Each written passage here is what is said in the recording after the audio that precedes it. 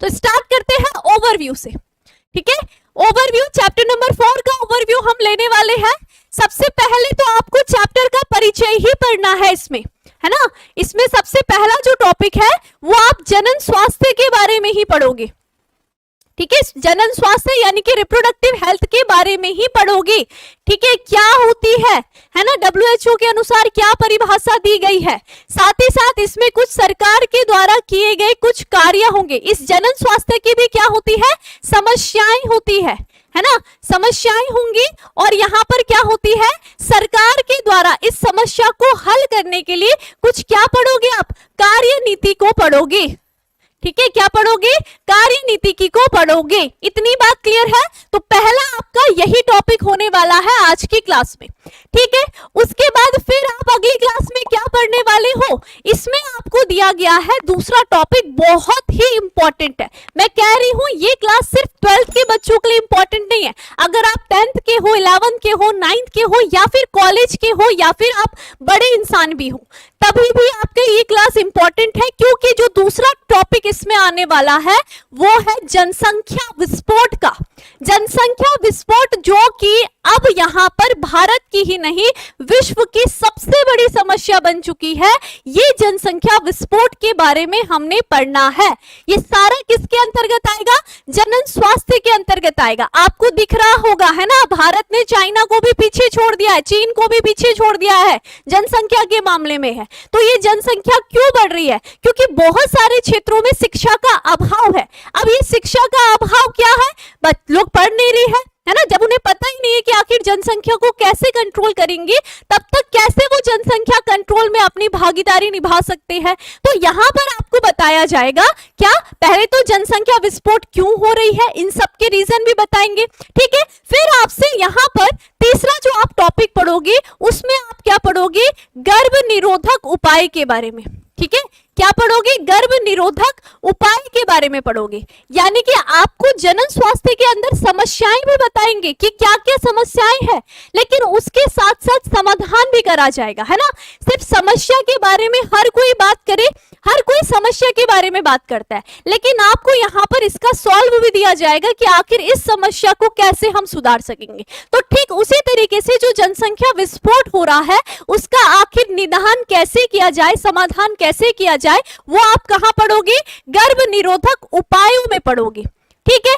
उसके बाद कभी कभी क्या हो जाता है, हमारे जो किशोर लोग होते हैं वो कुछ गलतियां कर बैठते हैं, या किसी के साथ कुछ बुरा हो जा रहा है और वो गलती से कोई भी महिला प्रेग्नेंट हो जा रही है। तो यहाँ पर हम एक टॉपिक अलग से, बहुत ही स्पेशल एक टॉपिक हम पढ़ेंगे, संगर्भता का चिकित्सा समापन, है ना। हम क्या पढ़ेंगे, संगर्भता का चिकित्सा समापन, चिकित्सा समापन। यानी कि अगर कोई भी महिला गलती से भी प्रेग्नेंट हो गई है या उसके साथ कोई भी दुर्व्यवहार हुआ होगा, रेप केसेस हो रखे होंगे, उस कारण अगर वो प्रेग्नेंट हुई है, तो किस तरीके से हम यहाँ पर संगर्भता चिकित्सा समापन का यहाँ पर यूज कर सकते हैं, ठीक है। ये हम पढ़ने वाले हैं। फिर उसके बाद क्या टॉपिक होगा, उसी के साथ हम यहाँ पर क्या देखेंगे कि कुछ ऐसे है, हमने जनन अंगों के बारे में पढ़ा है, लेकिन कभी कभी इन्हीं जनन अंगों के द्वारा क्या होती है, कुछ बीमारियां भी होती है, कुछ संक्रामक बीमारियां भी होती है, और साथ ही साथ इन बीमारियों को हम क्या कहेंगे, यौन संचारित रोग, ठीक है। तो अगला क्या पढ़ेंगे हम, यौन संचारित रोगों के बारे में पढ़ेंगे, सेक्सुअल ट्रांसमिटेड डिसीज के बारे में हम यहाँ पर कुछ पढ़ेंगे। इतनी बात क्लियर है। और इसके साथ ही साथ लास्ट टॉपिक में हम देखेंगे, जनन स्वास्थ्य के अंतर्गत ये भी आता है कि अगर कोई दंपति, कोई भी कपल जो अगर जिनका बच्चे नहीं हो पा रहे हैं, तो उनके बच्चे करने के लिए हम यहाँ पर कुछ टेक्नोलॉजी का यूज करते हैं, जिसमें हम इनको क्या कहेंगे, यहाँ पर एक टॉपिक पढ़ोगे आप, क्या इसी के साथ पढ़ोगे, क्या बंध्यता, बंध्यता, ठीक है।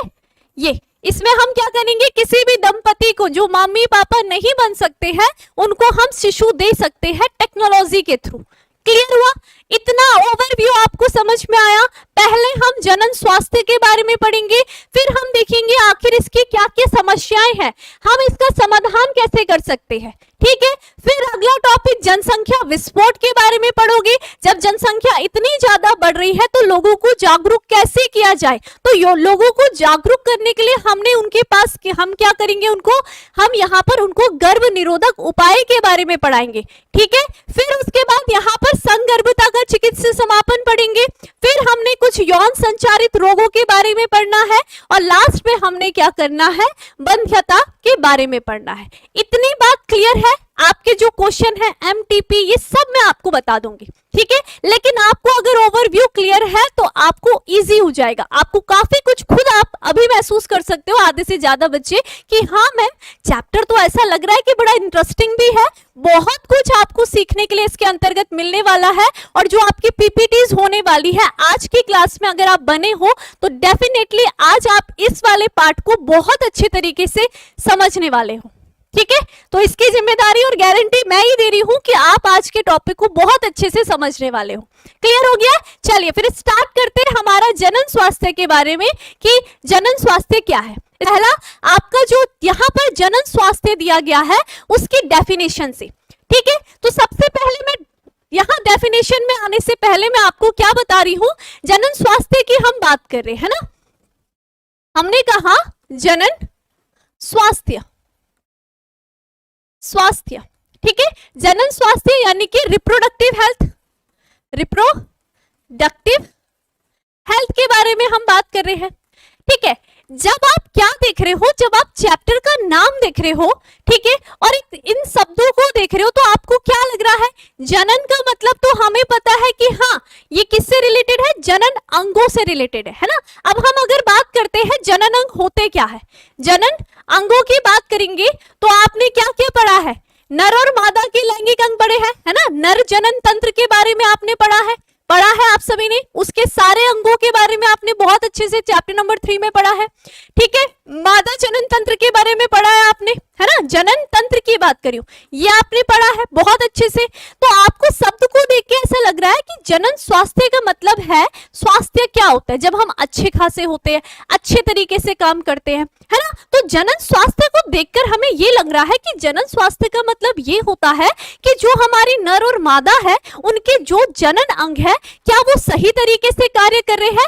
अगर वो सही तरीके से कार्य कर रहे हैं, ठीक है, सही तरीके से कार्य कर रहे हैं, तरीके से कार्य कर रहे हैं, ठीक है। साथ ही साथ इसके अंतर्गत क्या आ रहा है, कार्य भी कर रहे हैं, ठीक है। वो क्या है, स्वच्छ भी है, स्वच्छ भी है, ठीक है। साथ ही साथ क्या है, यहाँ पर स्वच्छ के साथ साथ ये क्या करेंगे, यहाँ पर इनकी जो देखभाल है वो भी क्या हो रही है, अच्छी तरीके से हो रही है ना। देखभाल भी क्या हो रही है, अच्छी तरीके से हो रही है।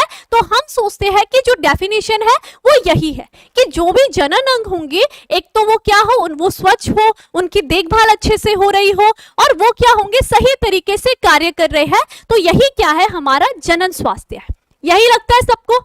लेकिन यहाँ पर WHO के अनुसार, WHO के अनुसार, WHO क्या है, विश्व स्वास्थ्य संगठन, है ना, विश्व स्वास्थ्य संगठन। देखो विश्व स्वास्थ्य संगठन ने क्या करा है, इस जनन स्वास्थ्य की परिभाषा को थोड़ा और मॉडिफाई करा है।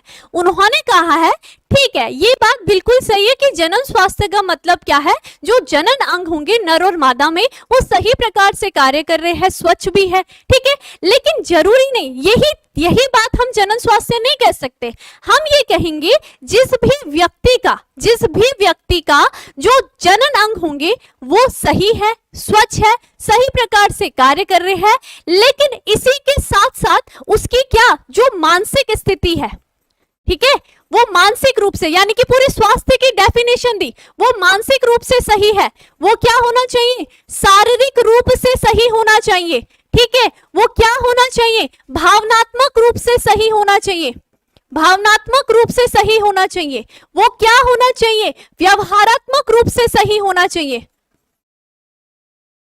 व्यवहारात्मक रूप से सही होना चाहिए। और साथ ही साथ इसी के साथ क्या होना चाहिए, सामाजिक रूप से जो व्यक्ति क्या है, सही है, सही है वही क्या होगा, एक स्वस्थ व्यक्ति कहलाता है। यानी कि जनन स्वास्थ्य की दृष्टि से जनन अंगों के सही प्रकार से कार्य करना, उनकी स्वच्छता, उनकी देखभाल के साथ साथ उस व्यक्ति का जो मानसिक, शारीरिक, भावनात्मक, व्यवहारात्मक, सामाजिक, ये सारा का सारा क्या है, सही है अगर, है ना, ये सब का सब सही है, तभी वो व्यक्ति क्या कहलाएगा, एक स्वस्थ व्यक्ति कहलाता है। वो क्या कहलाएगा, एक स्वस्थ व्यक्ति कहलाता है।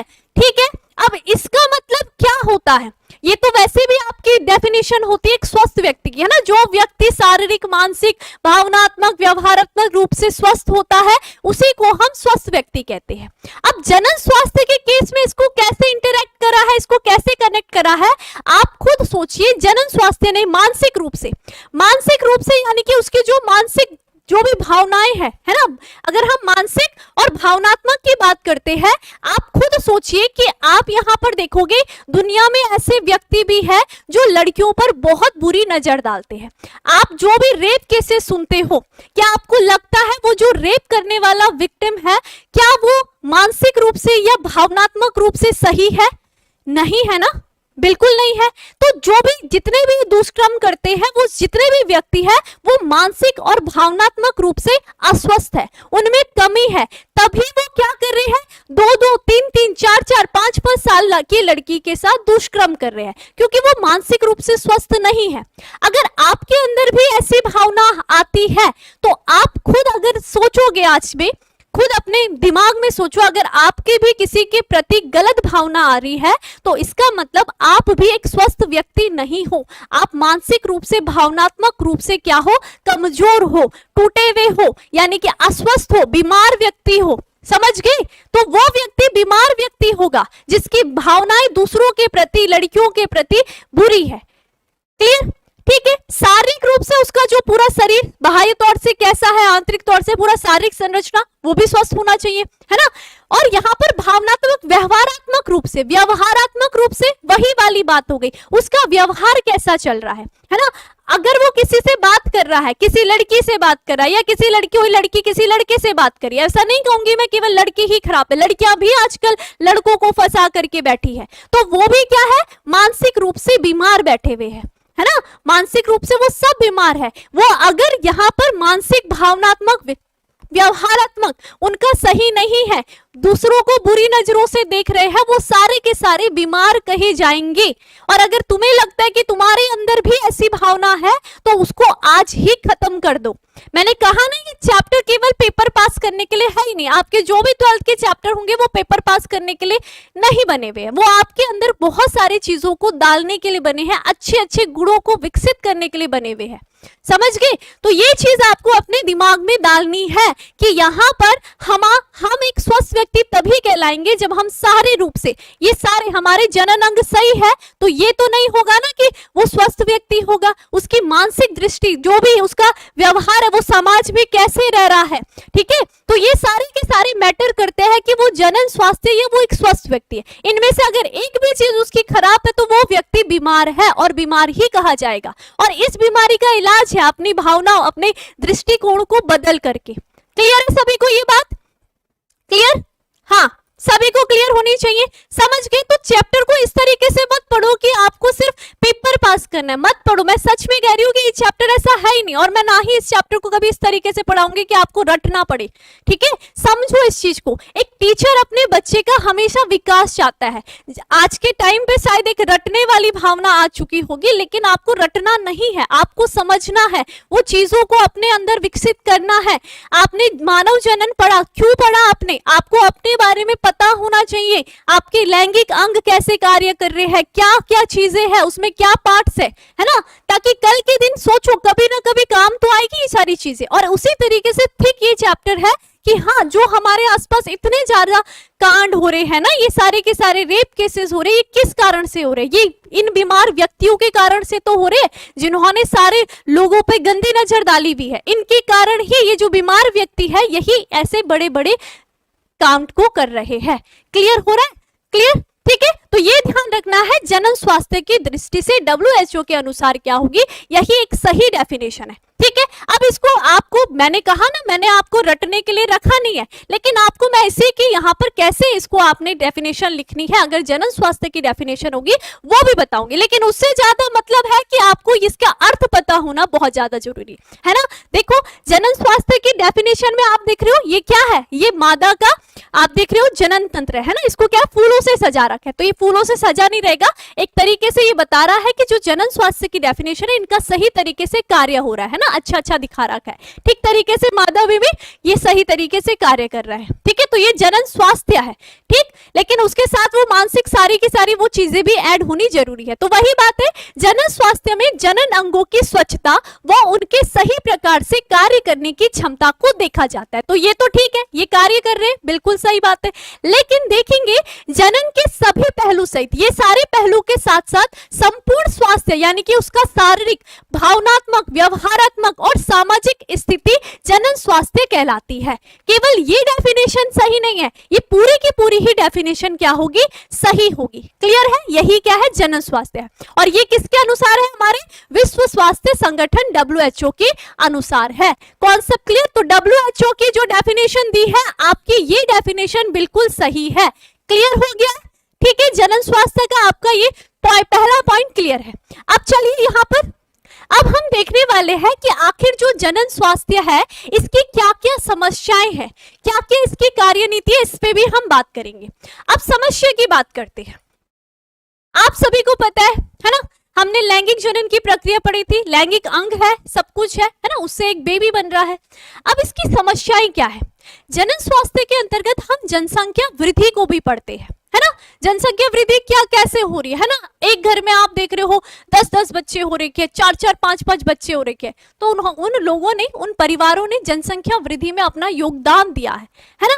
तो पहले टाइम की बात अगर हम करते हैं, पहले टाइम पर भी सेम यही हुआ था। पहले टाइम पर भी आप अगर अपने दादा, चाचा, नाना, है ना, ऐसे ऐसे को सुनते होंगे तो बोलते होंगे हमारे तो 1 दर्जन बच्चे हैं।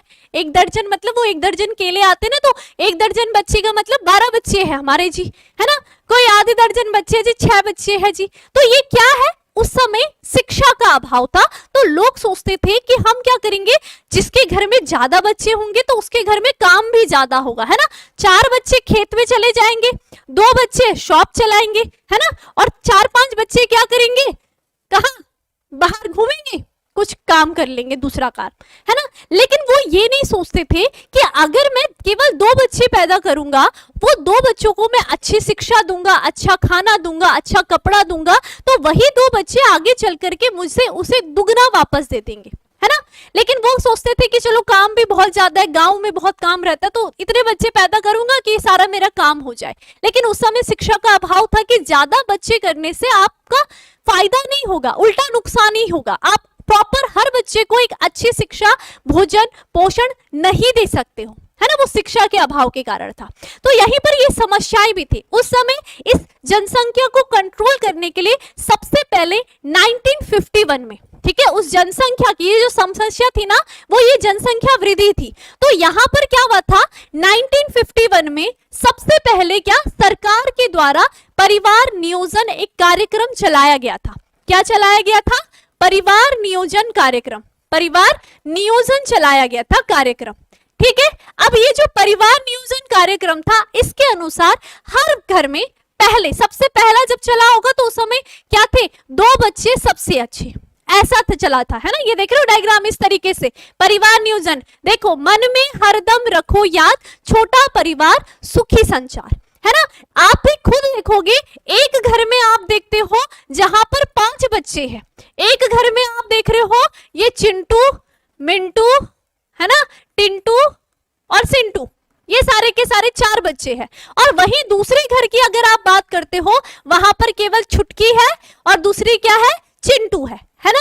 तो आप खुद सोचो कि इनमें से किस परिवार में ज्यादा अच्छी शिक्षा मिलेगी, बच्चों को अच्छा भोजन मिलेगा, है ना। यानी कि जो इन सबके बच्चे के, ये जो 4 बच्चे हैं, इनके मम्मी पापा क्या सोचेंगे कि यार अगर इनके पास 1 किलो दूध है, ठीक है, 1 केजी दूध है, ये सॉरी 1 केजी नहीं 1 लीटर दूध है, सॉरी, ठीक है, या हम किसी भी और चीज की बात करते हैं, 1 लीटर दूध है तो उसको हम कितना बांट सकेंगे, है ना, 1-1 गिलास दे सकते हैं। भाई ये क्या कर सकते हैं, अपने उस दूध को आधा-आधा लीटर बांट सकते हैं, है ना। तो यहाँ पर क्या हो रहा है, ये ज्यादा पोषण प्राप्त कर रहे हैं, वहीं यहाँ पर इनके माता पिता इनको कहाँ भेज देंगे, ऐसे स्कूल में भेजेंगे जहां पर फीस कम है, और वहीं दूसरी साइड दूसरे जो माता पिता है वो क्या करेंगे, उतनी ही इनकम में उन बच्चों को अच्छी शिक्षा देंगे, अच्छा स्वास्थ्य देंगे, है ना। तो ये क्या होगा, यहाँ पर जनसंख्या को रोकने के लिए परिवार नियोजन लाया गया था। इस परिवार नियोजन में आप उस टाइम पर जो सरकार ने जागरूक किया था लोगों को, उन्होंने क्या बताया था, ये बताया था कि आप जितना ज्यादा छोटा परिवार रखोगे उतना ज्यादा आपको ही फायदा होगा, एक सुखी परिवार आप बना सकोगे। तो उस समय जागरूक किया जाता था परिवार नियोजन लगा करके, जगह जगह नारे चलते थे, है ना, बड़े जो नाटक होते हैं इनके द्वारा समझाया जाता था कि ऐसा करो, परिवार को सीमित रखो, ज्ञान दिए जाते थे। पहले तो नुक्कड़ नाकड़ होते थे, तो उसमें भी नुक्कड़ नाटक होते थे, तो उसमें भी काफी चीजें समझाई जाती थी, है ना। तो ये सारी चीजें कहां पर आई थी, परिवार नियोजन से। एक पहले 3 हुए थे, 3 परिवार मतलब 3 बच्चे अच्छे बच्चे, है ना, ऐसा कुछ, फिर आए थे 2 बच्चे सबसे अच्छे, इस तरीके से। और आज के टाइम पर अगर देखा जाए तो आज के टाइम पर एक बच्चे को ही क्या बोला जाता है, सुखी बोला जाता है। क्यों, क्योंकि अब जिस तरीके से जनसंख्या बढ़ रही है इसको कंट्रोल करना बहुत ज्यादा मुश्किल हो रहा है। अभी भी कई सारे क्षेत्र ऐसे हैं, गांव के इलाके, जहां पर शिक्षा का अभाव है और वो केवल ये सोच रहे हैं कि अरे घर के काम हो जाएंगे आगे चल करके, ये घर संभाल लेंगे। तो वो क्या कर रहे हैं, अभी भी क्या करेंगे, बच्चे जन्माते रह रहे, जन्म होता रह रहा है, ठीक है। तो अब YouTube है, अगर वो YouTube देख रहे होंगे तो वो क्या करेंगे, जब इस चैप्टर को पढ़ेंगे, गर्भ निरोधक उपाय को पढ़ेंगे, तो वो भी सीख जाएंगे कि आखिर हम जनसंख्या को किस तरीके से नियंत्रित कर सके, ठीक है। अब ये जो परिवार नियोजन चलाया गया था 1951 में, ये आगे चल करके इसको दूसरे नाम से जाना जाता है, यानी कि वर्तमान समय में इस परिवार नियोजन को किस नाम से जाना जाता है, तो ये भी आप याद रखोगे, जनन एवं बाल स्वास्थ्य कार्यक्रम। बहुत इंपॉर्टेंट है, आपको कभी कभी ये फुल फॉर्म लिखने के लिए आती है। तो वर्तमान समय में हम इस परिवार नियोजन को इसी नाम से जानते हैं, ठीक है, क्या, जनन एवं बाल स्वास्थ्य कार्यक्रम, ये ध्यान रखना है आपने, ठीक है। तो इसको हम क्या बोलते हैं, RCH, ठीक है, ये याद रखना। RCH की फुल फॉर्म क्या होगी, reproductive and child health programme. Clear, इतनी बात क्लियर है, इंपॉर्टेंट है, याद रखना आपने RCH की फुल फॉर्म को। क्लियर हो गया है। तो ये क्या है आपके, ये थी समस्याएं और इसका समाधान भी निकाला गया था। सरकार के द्वारा सीमित परिवार को करने के लिए कई कई योजनाएं चलाई गई थी कि किस तरीके से आप परिवार को सीमित कर सको। इतनी बात सभी को क्लियर है, सभी को क्लियर है। तो वही बात हम देख लेते हैं क्या। अब ये भी ध्यान रखना है, एक और चीज है कि जो परिवार नियोजन चलाया गया था ना, ये राष्ट्रीय स्तर पर सबसे पहले पूरे विश्व में राष्ट्रीय स्तर पर सर्वप्रथम किसके द्वारा चलाया गया था, भारत देश के द्वारा। भारत देश ने इसकी शुरुआत करी थी, लेकिन आज टाइम देखो भारत ही जनसंख्या के क्षेत्र में आगे बढ़ रहा है ना। तो कहीं कहीं पर हमें अपना योगदान कम देना है, जैसे कि जनसंख्या के क्षेत्र में बाकी सारी चीजों में अपना योगदान दो अच्छे तरीके से, लेकिन जनसंख्या के क्षेत्र में हमें अपने योगदान को कम करना पड़ेगा, ठीक है। तो यहाँ पर सर्वप्रथम किसके द्वारा, भारत देश के द्वारा ये नीति लाई गई थी, ये नीति लेके आई थी जनसंख्या के लिए, ठीक है, जनसंख्या को कंट्रोल करने के लिए। कॉन्सेप्ट क्लियर है। तो चलिए देखते हैं। देखो यही बात है, जनन स्वास्थ्य समस्याएं कार्यनीति अभी बताती हूँ। देखो यही कार्यनीति है, कार्यनीति अपनाई गई है। तो देखो जो जनसंख्या विस्फोट हो रहा है, जनसंख्या इतनी बढ़ रही है, उसको नियंत्रित करने के लिए भारत विश्व का पहला देश है जहां राष्ट्रीय स्तर पर 1951 में परिवार नियोजन के नाम से जनन स्वास्थ्य को लक्ष्य बनाकर कार्य करा था। इसी जनन स्वास्थ्य को लक्ष्य बनाकर के कार्य किया था। इसकी व्यापक सफलता के बाद इसका नाम परिवार कल्याण कर दिया गया। पहले परिवार नियोजन, फिर परिवार कल्याण कर दिया, यानी कि यही परिवार नियोजन ही हम इसको कहेंगे, ठीक है। फिर बाद में जनन एवं बाल स्वास्थ्य सेवा कार्यक्रम, यानी कि रिप्रोडक्टिव एंड चाइल्ड हेल्थ के नाम से इसे आज के टाइम में हम जानते हैं, ठीक है। इस कार्यक्रम की व्यापकता को बढ़ाने के लिए सरकार द्वारा अनेक प्रयास करे गए, है ना। घर घर जाते थे, आपने देखा होगा पुरानी मूवीज में, पुरानी मूवीज भी आप देखते होंगे तो कहाँ पोस्टर लगे रहते थे, है ना, वो मम्मी पापा आपको दिखते होंगे, ऐसा एक पिताजी बने हुए खुश, है ना, उनका चिंटू बना हुआ खुश, या चिंटू या फिर छुटकी, है ना, और यहाँ पर क्या है, उनकी माताजी बनी हुई। तो ये क्या थे, ये जो पोस्टर थे, क्योंकि देखो पुराने जमाने के लोग उतने पढ़े लिखे नहीं थे, लेकिन अगर वो क्या देखेंगे, वो क्या देखेंगे, इस तरीके का कोई डायग्राम देखेंगे या ऐसा कुछ चित्र देखते हैं, वो समझ जाते कि सरकार हमें क्या बताना चाह रही है कि एक बच्चा सबसे अच्छा, है ना। पहले तो दो वाले भी थे, दो बच्चे सबसे अच्छे, यानी कि एक लड़का एक लड़की हो या लड़की लड़की ही हो या लड़के लड़के ही हो, ये क्या होंगे, अच्छे हैं। जनसंख्या लड़कियों के चक्कर में लोग करते थे, अगर उनकी पहली लड़की भी, दूसरी लड़की भी, तीसरी लड़की, वो लगातार करते रहेंगे बच्चे जब तक उनका लड़का ना हो जाए वो, लेकिन ये नहीं देखते थे कि इससे क्या हो रही है, जनसंख्या में वृद्धि हो रही है, ठीक है, वो शिक्षा का अभाव था। लेकिन आज के टाइम पर लड़के लड़की सब बराबर, है ना, सब बराबर, ठीक। चलो इतनी बात क्लियर है। तो ये यहाँ पर हमारे भारत के द्वारा सबसे पहले परिवार नियोजन या परिवार कल्याण के नाम से भी इसे जाना जाता है।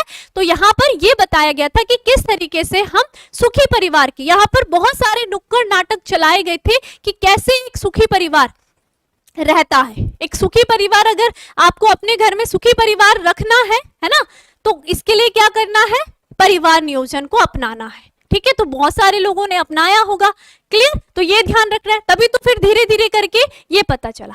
अब देखो ये तो ठीक है, अब यहाँ पर आ जाते हैं कि आखिर ये जो हमारे RCH है, यानी कि जनन स्वास्थ्य एवं बाल्य स्वास्थ्य, सॉरी जनन एवं बाल्य स्वास्थ्य कार्यक्रम जो है, इसके उद्देश्य क्या है, आखिर ये क्यों बने, है ना, इसके कुछ उद्देश्य है, उसके बारे में हम एक एक करके पढ़ेंगे। किसके बारे में पढ़ेंगे, RCH कार्यक्रम जो चलाया गया था ना, वो पूरा परिवार नियोजन, ये सब के सब जनन स्वास्थ्य के अंतर्गत, इसका उद्देश्य आखिर है क्या, इसके बारे में अब हम चर्चा करने वाले। तो इतनी बात जितना मैंने आपको अभी तक पढ़ाया है, आप सभी को क्लियर हुआ, बताओ जरा, अच्छे से क्लियर हो रहा है? सिर्फ क्लियर नहीं करना है, आगे अपने आने वाले जीवन में इन सबको उतारना भी। इस चैप्टर से रिलेटेड जो भी बातें आपको बताई गई है, वो आपके अंदर कुछ अच्छी बातों को डालने के लिए बताई गई है। Very good, very good, very good, very good, very good. चलो मुझे लगता है कि सबको बहुत अच्छे से समझ आ रहा है, ठीक है, बहुत ही अच्छा चैप्टर है, और ये चैप्टर रखना भी बहुत ज्यादा इंपॉर्टेंट था, क्योंकि खुद देखो 11th तक हमने ऐसा कुछ नहीं पढ़ा है, 12th में पढ़ रहे हैं, तो कुछ उद्देश्य है आपके जीवन में कुछ अच्छा डालने का, ठीक है। तो पढ़ो इस चैप्टर को अच्छे तरीके से। अब हम जानते हैं कि जो RCH कार्यक्रम है, इसके उद्देश्य क्या है, बहुत ही अच्छे उद्देश्य है, आप समझ भी जाओगे। देखो पहला उद्देश्य हम यहाँ पर समझ सकते हैं, जनन स्वास्थ्य के नियम के उद्देश्य, क्या क्या निम्नलिखित उद्देश्य है। पहला उद्देश्य आपका ये रहा, ठीक है, पहला उद्देश्य है, क्यों यहाँ पर इतना जनन स्वास्थ्य के बारे में हम बातें कर रहे हैं, क्यों कर रहे हैं, है ना। तो इसके कुछ उद्देश्य रहे होंगे कि हमें लोगों को ऐसे ऐसे जागरूक करना है, हमें क्या चीजें बतानी है लोगों को, क्या चीजें हमें नहीं बतानी, नहीं बताने से तो मतलब ही नहीं है, क्या चीज हम बता सकते हैं लोगों को। तो क्या है, पहला पॉइंट हम देखते हैं, किशोर अवस्था में आने पर बच्चों को अपने शरीर में होने वाले परिवर्तनों का सही ज्ञान होना। ये जो पॉइंट था, सबसे पहले हम ये बात करेंगे कि क्या था जनन स्वास्थ्य का उद्देश्य। जो भी किशोर है, आप जब छोटे थे तो थोड़ी आपकी बॉडी अलग थी, लेकिन जब आप किशोर अवस्था में आए तो बहुत सारे आपको अपने शरीर में परिवर्तन देखने के लिए मिले, है ना। तो बहुत सारे बच्चे डर जाते हैं किशोर अवस्था में, वो डर जाते हैं कि आखिर हमारी बॉडी में ये परिवर्तन क्यों हो रहे हैं। जैसे अगर मैं एक लड़की का एग्जांपल देती हूँ, तो जैसे उसकी किशोर अवस्था आती, पहले वो कितना हंसती खेलती, सारी जिंदगी उसकी बीतती है, लेकिन जैसे किशोर अवस्था आती है, उसके वहां से स्टार्ट होता है आर्तव चक्र, मेंस्ट्रुअल साइकिल होती है स्टार्ट, तो उस समय ब्लीडिंग होती है। तो जो देखो कोई बच्चा जिसे कुछ भी नहीं पता, उसको ज्ञान भी नहीं है, अचानक से उसके साथ वो सारी चीजें होगी, तो वो अगर उसको उस चीज का ज्ञान नहीं है, तो वो देख करके पहले ही डर जाएगी, डरेगी ना, उसको लगेगा आखिर मेरे साथ हो क्या रहा, मेरी बॉडी में ये क्या चेंजेस आ रहे हैं। लेकिन अगर उसको ये सारी चीजें पता है, जनन स्वास्थ्य ने ये उद्देश्य रखा था कि यहाँ पर किशोरों को उनके शरीर में होने वाले चेंजेस के बारे में जानकारी देना आवश्यक है, ताकि भविष्य में जब वो उस एज में पहुंचे तो उनको अपने शरीर में जो भी परिवर्तन हो रहा है उसका ज्ञान हो, है ना। आप भी मानते हो, बहुत सारे आप लोग खुद ही देखते होंगे कि आपके शरीर में भी लड़कों की आवाज देखो कैसे भारी हो जाती है ना, तब मुझे बोलते ऐसे, हेलो मैम कैसे हो आप, ऐसे बड़ी बड़ी आवाज में, है ना। और लड़की कितनी सुरीली आवाज आ जाती है ना, मस्त अच्छी से गाने लग जाती है। तो ये क्या हो रहे हैं, चेंजेस होते हैं, है ना। जैसे किशोर अवस्था में हार्मोनल कुछ चेंजेस हो रहे हैं, ये सारे चेंजेस की वजह से उनकी बॉडी में परिवर्तन आते हैं। बहुत सारे बच्चे डरते अगर उन्हें नहीं पता, लेकिन आज ये जो चैप्टर पढ़ाने का उद्देश्य है वो मैं कह रही हूँ हर किसी बच्चे के लिए इंपॉर्टेंट है। तो उनको ये जानकारी होना बहुत ज्यादा जरूरी कि आखिर उनकी बॉडी में क्या क्या चेंजेस हो रहे हैं। नहीं तो आधे बच्चे तो ऐसे ही डर जाते हैं। अभी एक न्यूज तो नहीं थी, लेकिन क्या था वो, अफवाह थी या क्या था, क्योंकि ऑनलाइन में या हम जैसे देखते हैं आजकल, है ना, मीडिया जो भी है हमारा, उनसे इतना भरोसा नहीं करते। लेकिन एक आया था कि एक लड़का था, उसकी बहन को आर्तव चक्र स्टार्ट हो गया था, है ना, उसको पीरियड्स स्टार्ट हो गए तो उसको लगा पता नहीं क्या ही हो गया है, वो उसको मतलब उसको मारने लग गया या उसको जो भी करा मुझे नहीं पता, लेकिन ऐसी कुछ न्यूज थी। तो वो क्या था, शिक्षा के अभाव के कारण, है ना। चेंजेस हमें लड़कों को लड़कियों के बॉडी में क्या चेंजेस हो रहे हैं, अपनी बॉडी में क्या चेंजेस हो रहे हैं, ये सबका पता होना जरूरी है। और लड़कियों को भी ये सारे चेंजेस के बारे में पता होना जरूरी है, इसलिए ही आप पढ़ रहे हो, ठीक है। और यही जनन स्वास्थ्य का क्या है, उद्देश्य है, ठीक है। साथ ही साथ फिर दूसरा पॉइंट है किशोर अवस्था में बच्चों के द्वारा गलत कदम से बचना। अब किशोर बहुत सारे बच्चे है ना गलत संगति में पड़ जाते हैं, गलत कदम उठा देते हैं। तो ये अगर जनन स्वास्थ्य में आपको पता है कि आपकी बॉडी में हार्मोनल चेंजेस कब हो रहा है, कब क्या क्या चीजें हो रही है, ये सबका जब आपको पता है तो आप गलत कदम उठाओगे क्यों, है ना। आपको सब चीज का डर रहेगा एक तरीके से। तो ये सारे जनन स्वास्थ्य के उद्देश्य थे, ठीक है। तो ये आपको डायग्राम के माध्यम से सब पता चल रहा है। पहले एक नॉर्मल बॉडी है, जब वो क्या है, जब वो बच्चे किशोर अवस्था से पहले की एज है, बाल्य अवस्था, फिर किशोर अवस्था आ रही है ना। धीरे धीरे क्या हो रहा है, ये चेंजेस आ रहे हैं, है ना। तो ये ध्यान रखना आपने, ये जनन जो स्वास्थ्य है उसके उद्देश्य है। Concept clear. फिर आ जाओ दूसरी बात, अब आ जाओ दूसरी बात। अब जनन स्वास्थ्य का और क्या उद्देश्य है, ये उद्देश्य है क्या, तीसरा उद्देश्य हम क्या देख रहे हैं, पॉइंट पढ़ रहे हैं, विवाह की उचित आयु व स्वस्थ जीवन की जानकारी देना। अब विवाह की उचित आयु, है ना। पहले टाइम में क्या होता था, जब आप गांवों में भी देखते हो या अभी भी बहुत सारे ऐसे गांव हैं कि छोटी ही एज में लड़कियों की शादी कर ली जाती थी। उस समय अगर उनकी बॉडी में कुछ हार्मोनल चेंजेस नहीं भी होंगे, मतलब छोटी सी एज में ही उनकी शादी कर ली जाती है ना। तो ये क्या है, गलत है। अब आप देखते हो, अब खुद ही सरकार ने क्या कर दिया, जो लड़कियों की एज कर दी है वो कितनी कर दी है, 21 वर्ष कर ली है। यानी कि जब वो 21 वर्ष में एकदम मैच्योर हो जाएगी तब जाकर के ही उसकी शादी होगी। अब देखो, वो जो आपकी बाल्यावस्था में शादी ना करने का फैसला था, वो कहीं ना कहीं एक ये भी था कि जनन स्वास्थ्य की अगर हम दृष्टि से देख रहे हैं तो उस समय लड़की उतनी मैच्योर नहीं होती थी, है ना ही उसके अंदर कुछ हार्मोनल चेंजेस है, कुछ नहीं है, तो फिर आगे क्या होगा, है ना। तो इसलिए क्या है, ये सारे पर ये जो नियोजन की बात ये जो जनन स्वास्थ्य की हम बात कर रहे हैं, ये उद्देश्य आए थे, ठीक है। तो ये सारे के सारे क्या है, आपको ध्यान रखना है, ठीक है। तो ये क्या है, एक और उद्देश्य। उसके बाद हम फिर चौथा हम देख रहे हैं, तो ये हो गया आपका क्या, शादी की उचित आयु बनाना, ठीक। फिर उसके बाद आ रहा है गर्भवती माता की देखभाल के लिए शिशु जन्म दर में वृद्धि तथा माता मृत्यु दर में कमी लाना। अब देखो, इसके साथ ही साथ जो हमारी गर्भवती महिला है, ठीक है, जनन स्वास्थ्य का एक उद्देश्य ये भी है कि हम क्या करेंगे, गर्भवती महिला की उचित देखभाल करें। आपने देखा भी होगा आपके आसपास जब भी कोई गर्भवती महिला होती है तो सरकार के द्वारा उनको कुछ पोषण दिया जाता है ना। पोषण में बहुत सारी चीजें आ जाती है, उनको स्वास्थ्य सेवाएं भी दी जाती है। ये बात क्लियर है, ये भी उद्देश्य है, ठीक है। साथ ही साथ उनकी माता मृत्यु दर, जो माता मृत्यु दर जब प्रसव की क्रिया हो रही है, बहुत सारी माताएं मर जाती है, तो उसको किस तरीके से कंट्रोल किया जा सके, जो शिशु मृत्यु दर बढ़ रही है उसको किस तरीके से कंट्रोल किया जाए, ये सारा का सारा आप किस में पढ़ते हो, जनन स्वास्थ्य के उद्देश्य में पढ़ते हो, ठीक है। फिर उसके बाद और क्या है, उसके बाद फिर देख रहे हैं पांचवा पॉइंट, प्रसव के पश्चात शिशु की उचित देखभाल, स्तनपान के महत्व को बताना। तो ये देखो, प्रसव के पश्चात, जब चैप्टर नंबर 3 का जो लास्ट टॉपिक था, मैंने आपको क्या बताया था, प्रसव के पश्चात जो प्रथम 3 माह तक जो स्तन से निकलने वाला दुग्ध होता है ना, जिसे हम क्या कहते हैं बताओ जरा, कोलेस्ट्रम कहते हैं, उसमें क्या होता है, बहुत ज्यादा रोग प्रतिरोधक क्षमता होती है। तो वो जो दूध होता है, वो जो पीले गाढ़े रंग का दूध होता है, वो एक शिशु के लिए बहुत ज्यादा जरूरी होता है। उसमें क्या होती है, इतनी सारी प्रतिरोधी क्षमताएं होती है, वो जो शिशु होता है उसकी प्रतिरक्षी डेवलप करती है ना, जो भी प्रतिरक्षी कोशिकाएं हैं उनको बनाने का काम करती है। इतनी बात क्लियर है। तो इसलिए यहाँ पर क्या बताया जाता है जनन स्वास्थ्य के अंतर्गत कि हाँ जो शिशु है उनको क्या करो, प्रसव के पश्चात स्तनपान कराओ। ठीक है, ये जानकारी दी जाती है, ये सारे उद्देश्य है इतने। ठीक है, तो ये आपको याद रहेंगे। क्लियर, तो ये आप देख सकते हो, माता की देखभाल, ठीक है, स्तनपान को बढ़ावा देना।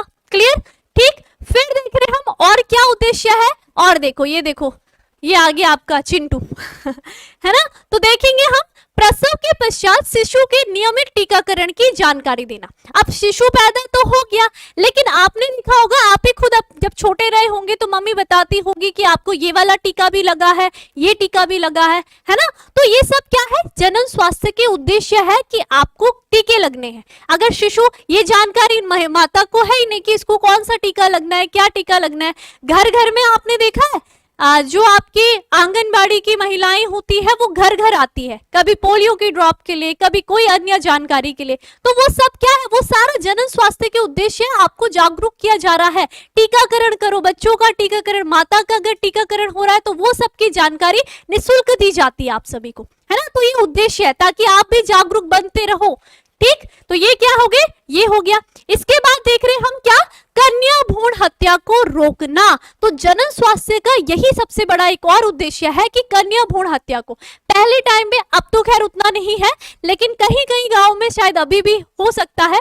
ठीक है, लेकिन पहले टाइम में लोग क्या चाहते थे, पुत्र प्राप्ति, बस पुत्र चाहिए उनको, पुत्र ही उनका चंदा बना हुआ है ना, पुत्री तो है ही नहीं बस कुछ। तो उस समय लोग क्या करते थे, पुत्री की हत्या कर लेते थे। ठीक है, क्या भ्रूण परीक्षण कराया जाता था और जो कन्या होती थी उसको गर्भ में ही मार दिया जाता था। तो यहाँ पर उसके लिए भी बहुत सारे आगे आप देखोगे रूल्स बने थे। ठीक है, कि कैसे अब कन्या भ्रूण हत्या को रोका जाए, क्या किया जाए, उसके लिए भी आगे आप देखोगे कदम उठाए गए हैं, अलग अलग कदम उठाए गए हैं, वो सब हमने इस चैप्टर में पढ़ना है। तो एक उद्देश्य ये भी था कि हम किस तरीके से कन्या भ्रूण हत्या को रोक सके, कन्या संतान बचानी है, भ्रूण हत्या मिटानी है। तो इस तरीके से बहुत सारे नारे चलते थे।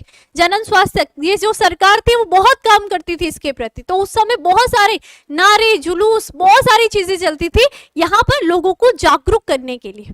ठीक है, और क्या उद्देश्य से थे, अगर हम और उद्देश्य देखते थे तो यहाँ पर जनन स्वास्थ्य का वही उद्देश्य, क्या उद्देश्य, जनसंख्या को कंट्रोल किस तरीके से किया जाए, तो जनसंख्या नियंत्रण से संबंधित विकल्पों के बारे में बताना। तो यहाँ पर गर्भ निरोधक उपाय के बारे में बताया जाता था, है ना, वही बोल रही हूँ, नुक्कड़ नाटक के माध्यम से बताया जाता था कैसा एक सुखी परिवार होता है, कैसे अगर बहुत सारे बच्चे अगर एक परिवार में है तो वो खुश नहीं है से मतलब उनको शिक्षा का भी अभाव है, उन्हें स्वास्थ्य का भी अभाव है। तो ये सब चीज की जानकारी दी जाती थी ताकि लोग जागरूक हो, लोगों को लगे, लोगों की आंखें खुले कि नहीं, हम जो सोच रहे हैं कि 10 बच्चे हैं तो हमारे 10 जगह हाथ बढ़ाएंगे, है ना तो ये सब चीजों को क्या किया जाएगा, कम किया जाता था। वहीं 2 बच्चे हैं तो वो अच्छी शिक्षा रहेगी तो आगे बहुत अच्छी नौकरियां लग सकती है। ठीक है, तो ये क्या है, सबके सब उद्देश्य रहे हैं किसके, हमारे जनन स्वास्थ्य के। तो जनसंख्या नियंत्रण भी उनमें से एक रहा है। फिर उसके बाद हम देखेंगे, ये भी बहुत ज्यादा इंपॉर्टेंट है, लैंगिक संचारित रोगों की जानकारी। तो यहाँ पर जो भी यौन संचारित रोग है आपको पूरे पढ़ने हैं इसी चैप्टर में, कौन कौन से यौन संचारित रोग है आपको भी जानकारी दी जाएगी और उसके बारे में भी हमें सबने पढ़ना है। तो यहाँ पर जनन स्वास्थ्य का एक उद्देश्य ये भी था कि किस तरीके से हम लोगों को जानकारी दे कि यौन संचारित रोग क्या है, कैसे फैल रहे हैं, कैसे इससे बचा जाए, इन सब की जानकारी का उद्देश्य क्या है हमारे जनन स्वास्थ्य के अंतर्गत है। तो मुझे लगता है कि आपको बहुत अच्छे से जनन स्वास्थ्य कार्यक्रम के उद्देश्य बहुत पता चल गए होंगे अच्छे तरीके से।